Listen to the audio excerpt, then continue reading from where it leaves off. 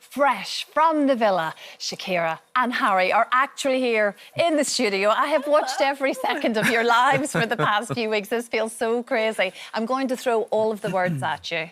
Roller coaster, journey, and triangle. That seems to be the key words from this summer. Occasionally, Harry, to be fair, there was a pentagon, square, all sorts of shapes going on for you in there during this time. However, we'll get to that.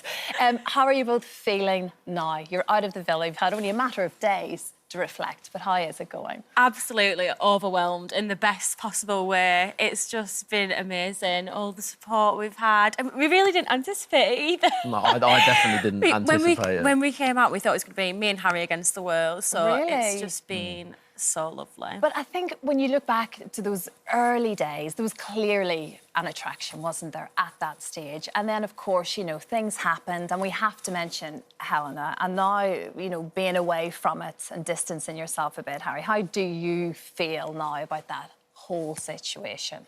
I think I definitely handled things in the wrong way with Helena and Shakira. But I think at the end of the day, Helena and I are now moving forward as friends. I haven't actually spoken to her since I've been out, but we had a couple of conversations before she left the villa, and yeah, I'm delighted it's amicable. Yeah, because you were gutted at that point. We saw you visibly very upset in there during that time, Shakira, and was that tough to deal with? Honestly, it was heartbreaking, and having to watch it pan out every day was so tough.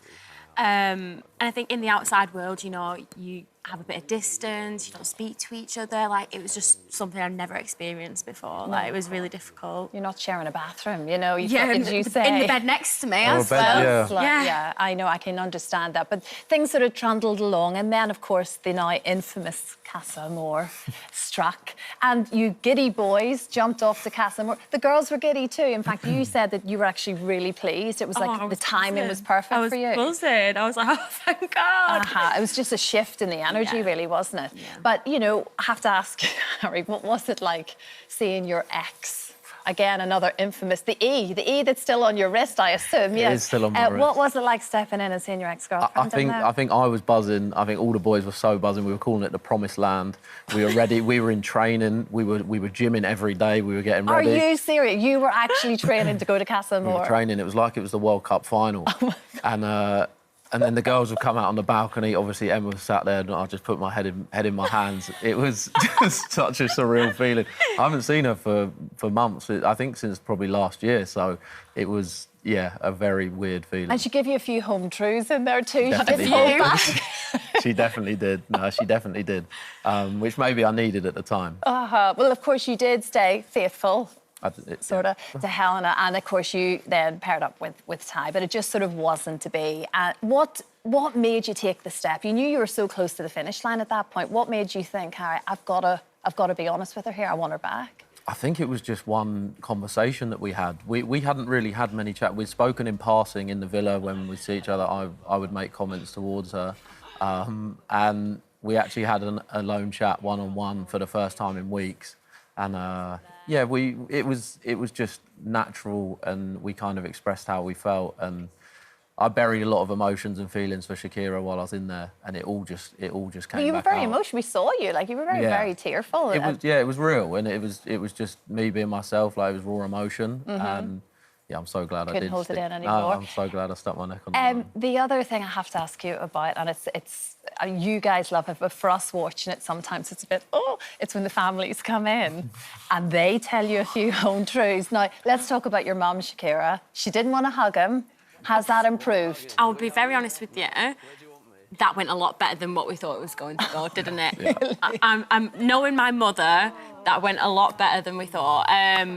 She's on holiday. She's cruising about at the minute, so we've not had a chance to catch up. But I did tell her on the phone yesterday Harry bought me some flowers and pies, and she went, Is she softening?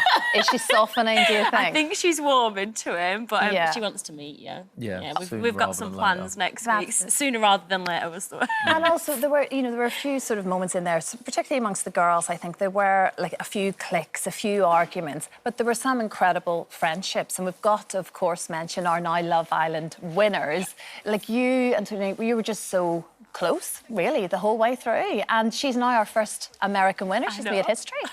She is just the most amazing girl I've ever met in my life.